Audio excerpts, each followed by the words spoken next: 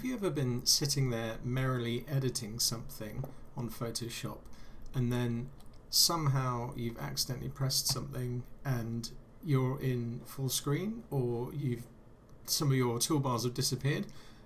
What you've done is you've probably pressed F. So F is a shortcut in Photoshop that will switch between different view modes in the display, and if you just keep pressing F, it'll toggle between them for you.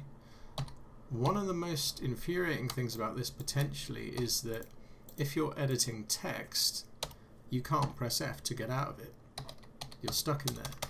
So what you need to do is hold down Ctrl and then press Enter, and it will stop editing text, and you can use F to return to your standard view.